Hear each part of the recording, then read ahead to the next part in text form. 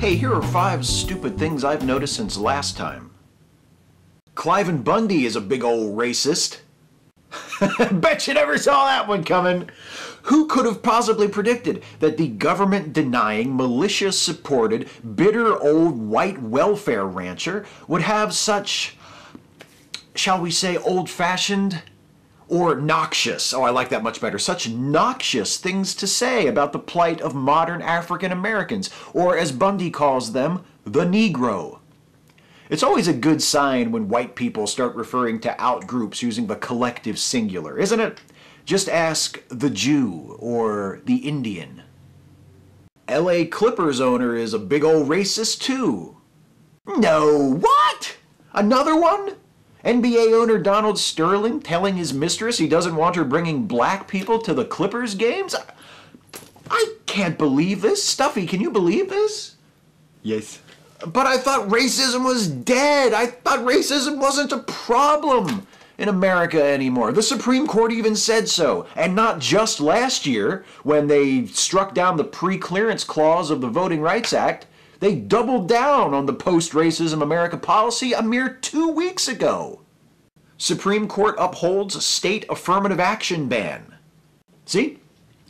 The ruling in Schuette versus Coalition has been regarded as bad news by most of my fellow liberals, but I'd rather look on the bright side. I think some good might yet come from this. After all, now that it's officially legal for states to ban their universities from considering race in their admissions policies, how much longer can it be before we ban racial considerations from the admissions policies of our prisons?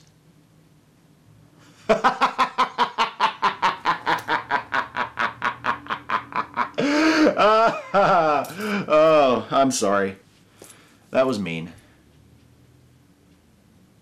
Christians find new ways to self-victimize. Here's a fun fact. Did you know that if you patronize a business with a sticker like that one in its window, you're an anti-Christian bully? Well, you are, at least according to Buddy Smith, the executive vice president of the American Family Association. Stickers like that, which are appearing in shop windows across Mississippi in response to a new state law that allows businesses to refuse service to customers based on the religious beliefs of the proprietor, might look like encouraging displays of tolerance and openness to you and me, but to Smith, they symbolize, quote, radical homosexual activists who intend to trample the freedom of Christians to live according to the dictates of Scripture. Oh, yes, you poor people. Your freedom to use your religious beliefs to justify your dehumanizing mistreatment of others is under assault from all sides. How judged and abused and bullied you must feel. If only those gay people knew what that felt like.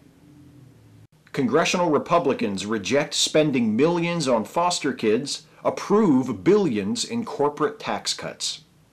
Last week, Republicans on the House Ways and Means Committee voted to cut $12 million in funding from a bill intended to help foster kids who have aged out of the foster care system find jobs so they won't be forced to turn to the sex or drug trades in order to survive.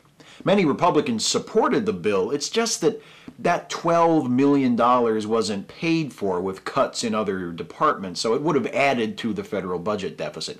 And you know how important deficit reduction is to Republicans.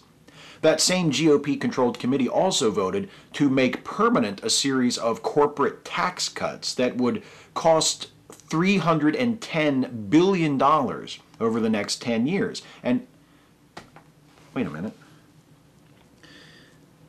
Cut $12 million to help at-risk youth only to then spend another $310 billion to benefit large corporations? That doesn't make sense. Stuffy, does that make sense? Yes, because Republicans don't care about poor people.